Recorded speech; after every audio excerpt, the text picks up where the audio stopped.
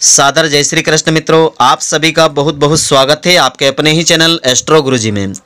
मित्रों, यदि आपने अभी तक हमारे चैनल को सब्सक्राइब यदि नहीं किया हो तो अभी सब्सक्राइब कर लें और बेल आइकन को अवश्य दबाएं, जिससे हमारे अगले आने वाले नए वीडियो की नोटिफिकेशन सबसे पहले आपके पास पहुंचे। आप नित्य नई नई ज्ञानवर्धक जानकारियां व नित्य का राशिफल हमारे चैनल से प्राप्त करते रहें। तो मित्रों, आज आपको हम बताने जा रहे हैं महान पुण्य को देने वाली देवशयनी एकादशी की व्रत कथा, पूजा विधि, शुभ मुहूर्त और इसका महत्व क्या है, यह आज आपको हम बताने वाले हैं।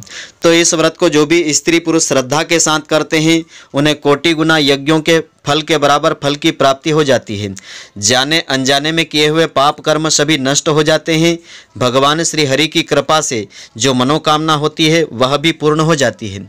तो मित्रों, पूरे वीडियो को आप ध्यानपूर्वक देखेंगे तभी इसका संपूर्ण फल आपको मिलेगा। तो दिनांक 1 जुलाई 2020 को देवशयनी एकादशी का व्रत है। तो यह जो पर्व है प्रतिवर्ष आषाढ़ मास के शुक्ल पक्ष की एकादशी तिथि के दिन मनाया जाता है। इस दिन भगवान विष्णु जी की पूजा उपासना की जाती है। तो खास करके वैष्णव संप्रदाय के अनुयायी इस व्रत को बड़े ही धूमधाम से मनाते हैं। तो धर्म ग्रंथों में ऐसा लिखा है कि इस दिन भगवान विष्णु जी क्षीर सागर में शयन करने के लिए चले जाते हैं। इसी के बाद से 4 महीनों तक कोई शुभ मांगलिक कार्य संपन्न नहीं किया जाता है। इन 4 मास को चातुर्मास कहा जाता है। तो इस व्रत को करने से व्रत करने वाले की सारी मनोकामनाएं पूरी हो जाती है। जाने अनजाने में किए हुए पाप कर्म सभी नष्ट हो जाते हैं और जो मनोकामना होती है श्री हरि की कृपा से वह भी पूर्ण हो जाती है। तो आइए अब हम जानते हैं कि इस दिन पूजा का शुभ मुहूर्त क्या है इसकी विधि और इसका महत्व क्या है, व्रत कथा क्या है। तो देवशयनी एकादशी पूजा का शुभ मुहूर्त इस प्रकार से है।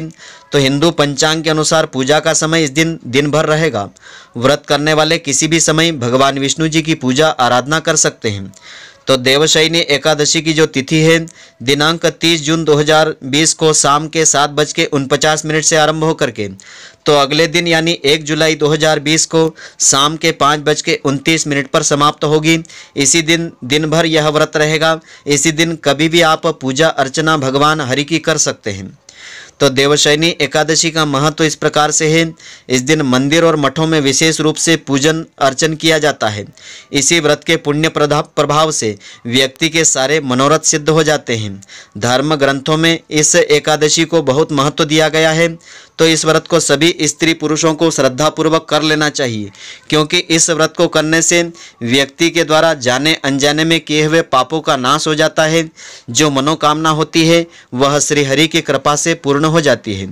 तो देवशयनी एकादशी की पूजा विधि इस प्रकार से है कि इस दिन प्रातःकाल ब्रह्म मुहूर्त में उठ करके सबसे पहले स्नान करना चाहिए और भगवान विष्णु जी को प्रणाम करना चाहिए। इसके बाद गंगा जल युक्त पानी से घर में पूरे छिड़काव करना चाहिए और इस व्रत का संकल्प भगवान श्री हरि के सामने लेना चाहिए। उसके बाद भगवान भास्कर को अर्घ्य प्रदान करना चाहिए। अब भगवान विष्णु जी की पूजा फल फूल दूध दही पंचामृत धूप दीप नैवेद्य आदि से करना चाहिए। अंत में कर्पूर से भगवान श्री हरि की आरती उतारना चाहिए और हाथ जोड़ करके प्रार्थना करना चाहिए। दिन भर उपवास रखना चाहिए। संध्या के समय पुनः आचमन करके आरती करना चाहिए। तो इस समय भगवान से अपने परिवार की मंगल कामना जरूर कहना चाहिए। उसके बाद फलाहार ग्रहण करना चाहिए और अगले दिन नित्य कर्मों की तरह पूजा आराधना करके पाठ करके इस व्रत को खोलना चाहिए। इसमें पाठ में आप विष्णु सहस्त्र नाम का पाठ कर सकते हैं अथवा गीता पाठ आदि कर सकते हैं। तो इसका अनंत गुना फल मिलता है। इसके बाद इस व्रत का पारण आपको करना चाहिए। तो इस दिन की व्रत कथा इस प्रकार से है। इस व्रत कथा को श्रद्धापूर्वक श्रवण करने से अनंत गुना फलों की प्राप्ति होती है। धर्म अर्थ काम मोक्ष फलों की प्राप्ति होती है। जाने अनजाने में किए हुए पाप सभी नष्ट हो जाते हैं। तो मित्रों, ध्यानपूर्वक इस व्रत कथा को आप सुने। तो भगवान श्री कृष्ण जी कहते हैं कि हे युधिष्ठिर, यह आषाढ़ मास शुक्ल पक्ष की देवशयनी एकादशी पद्मा नाम से जगत में विख्यात है। इसकी कथा ब्रह्मा जी ने नारद जी को बताई थी, वही मैं तुमको सुनाना चाहता हूँ। इस एकादशी का व्रत करने से समस्त पाप नष्ट हो जाते हैं। जो व्यक्ति इस व्रत को नहीं करते हैं वे नरकगामी होते हैं। इस व्रत के करने से भगवान विष्णु जी शीघ्र प्रसन्न होते हैं। अतः अब तुम इसकी व्रत कथा को श्रद्धापूर्वक श्रवण करो। तो सतयुग में सूर्यवंश में मांधाता नाम का एक चक्रवर्ती राजा राज्य करता था। वह सत्यवादी और महान प्रतापी राजा था। अपनी प्रजा का पुत्र की तरह पालन किया करता था। उस राजा के राज्य में प्रजा धन धान्य से भरपूर और सुखी थी। प्रजा धर्मपरायण एवं शांति से निवास करती थी। राज्य में कभी भी अकाल नहीं पड़ा था, परंतु एक बार 3 वर्ष तक वर्षा नहीं हुई। उसी के परिणाम स्वरूप उस राज्य में अकाल पड़ गया। तो प्रजा अन्न की कमी के कारण दुखी होने लगी। अन्न न होने से यज्ञ आदि शुभ कार्य नहीं हो पाए। तो दुखित पीड़ित प्रजा राजा के पास पहुंची। राजा से कहा कि हे राजन, सारे संसार की समृद्धि का आधार अन्न होता है, जो वर्षा से ही प्राप्त हो पाता है। वर्षा के न होने से राज्य में अकाल पड़ा हुआ है। सारी प्रजा जो है त्राहिमाम कर रही है। इसलिए आप कृपा करके कोई ऐसा उपाय कीजिए जिससे कि हमारा यानी प्रजा का यह कष्ट दूर हो जाए। तो राजा मांधाता कहने लगे कि मैं कुछ प्रयत्न अवश्य करूंगा। इतना कह करके राजा कुछ सेना को अपने साथ में लेकर के वन की तरफ चल दिया। वह विभिन्न आश्रमों का भ्रमण करता हुआ ब्रह्मा जी के पुत्र अंगिरा ऋषि के आश्रम में पहुंचा। राजा ने घोड़े से उतर करके अंगिरा ऋषि को प्रणाम किया। मुनि ने राजा को आशीर्वाद दे करके कुशल क्षेम पूछ करके राजा से आश्रम में आने का कारण पूछा। तब राजा ने हाथ जोड़ करके विनीत भाव से कहा कि हे भगवान, सब प्रकार के धर्म का पालन करने पर भी मेरे राज्य में अकाल क्यों पड़ा है? इससे प्रजा अत्यंत दुखी हो गई है। तो राजा के पापों के प्रभाव से ही प्रजा को कष्ट भोगना पड़ता है, ऐसा धर्म शास्त्रों में लिखा है। तो जब मैं धर्म के अनुसार राज्य करता हूँ तो मेरे राज्य में अकाल क्यों पड़ गया? इसका कारण मुझे ज्ञात नहीं हुआ है। कृपा करके मुझे अकाल कारण इसका बताने की कृपा करें। मेरा संदेह जिससे दूर हो जाए, साथ ही प्रजा के कष्ट को दूर करने का कोई सरल सा उपाय भी आप बताने की कृपा करें। तो राजा की प्रार्थना सुनकर के ऋषि कहने लगे कि हे राजन, यह सतयुग है, सब युगों में उत्तम युग है। इसमें धर्म चारों चरण सहित सुरक्षित है, अर्थात इस युग में धर्म का पूरी तरह पालन होता है। राजन, आपके राज्य में जिस व्यक्ति को जो कार्य सौंपा गया है वह वही काम करता है अथवा नहीं करता है, इसे जानने का प्रयत्न आपको करना चाहिए। ब्राह्मणों को ही वेद पढ़ने का तथा तप करने का अधिकार इसमें है, परंतु आपके राज्य में जिसे तप करने का अधिकार नहीं है वह तप करने का प्रयत्न कर रहा है। इसी दोष के उत्पन्न होने के कारण आपके राज्य में बारिश नहीं हो रही है। इसलिए यदि आप प्रजा का भला चाहते हैं तो उस व्यक्ति को जो अपने अधिकार का कार्य छोड़ करके दूसरे के अधिकारी क्षेत्र में काम करने की कोशिश कर रहा है, पाप कर्म कर रहा है, उसे आप रोकें या उसे कोई दंड सजा दें। इस पर राजा कहने लगा कि महाराज, मैं अपनी प्रजा के लोगों को अपना धर्म पालन करने की सलाह अवश्य दूंगा, परंतु मैं उस शूद्र को तपस्या करने से कैसे रोक सकता हूँ? किसी महत्वाकांक्षी को अपनी उन्नति करने से नहीं रोक सकते हैं। यदि इसके अलावा कोई विशेष सरल उपाय हो तो कृपा करके बताने की कृपा करें। तब आगे ऋषि कहने लगे कि हे राजन, यदि तुम अन्य उपाय करना चाहते हो तो ध्यानपूर्वक सुनो कि आषाढ़ मास के शुक्ल पक्ष की देवशयनी पद्मा नाम की एकादशी है।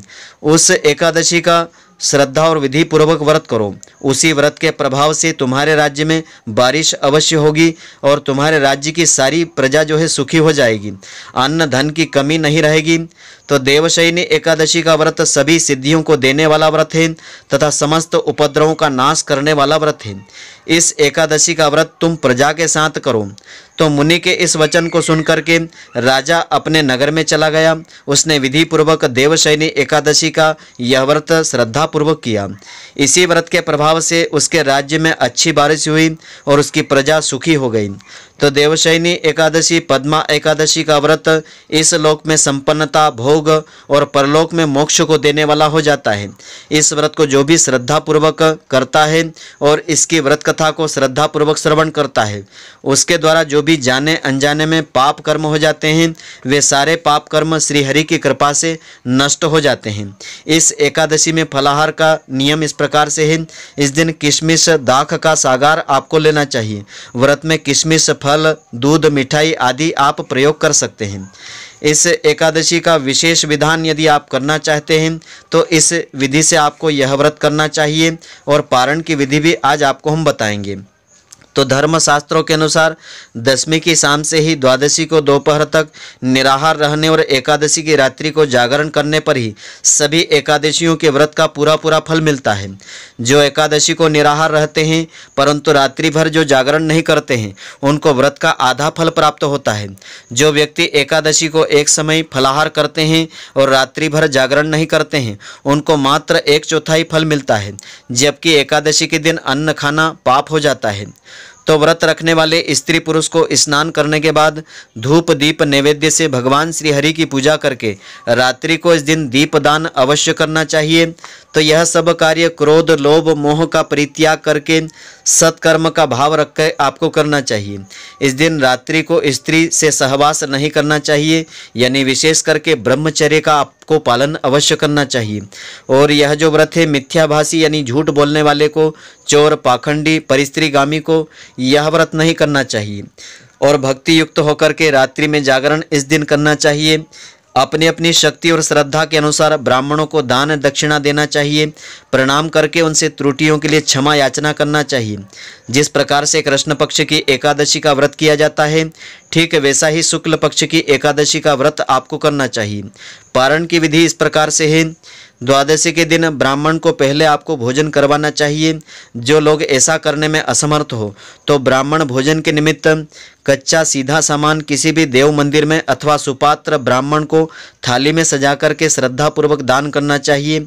और हरिवासर में इस व्रत का पारण करने का निषेध होता है। तो एकादशी के व्रत को करने वाले मनुष्य यदि सभी नियमों का पालन कर सके तो यह व्रत उन्हें पूर्ण फलदायी सिद्ध हो जाता है। तो हेमंत ऋतु में मार्गशीर्ष मास आने पर कृष्ण पक्ष की एकादशी तिथि को इसका उपवास रखना उत्तम हो जाता है, यानी व्रत रखने का उत्तम समय यह तिथियां होती है। इसकी विधि इस प्रकार से है कि शुद्ध मन से स्त्री पुरुष दशमी को सदा एक भुक्त रहे और दिन में एक बार भोजन करे। दिन के 8वें भाग में जब सूर्य का तेज मंद पड़ जाए तो उसे नक्त समझना चाहिए। रात्रि को भोजन करना नक्त नहीं माना जाता है। तो सभी विवाहित स्त्री पुरुषों को तारे दिखाई देने पर नक्त भोजन का विधान होता है। तारे दिखाई देने पर ही भोजन कर लेना चाहिए। और सन्यासियों के लिए दिन के 8वें भाग में अर्थात रात्रि में भोजन करने का निषेध होता है। तो सन्यासियों को रात्रि में भोजन नहीं करना चाहिए। तो इस प्रकार से यह व्रत आपको आरंभ करना चाहिए। तो मित्रों, आशा करता हूं कि आपको हमारी यह ज्ञानवर्धक जानकारी पसंद आई होगी। यदि आपको पसंद आई हो तो आप हमारे वीडियो को लाइक व शेयर अवश्य करें। धन्यवाद। जय श्री कृष्ण मित्रों, फिर मिलेंगे।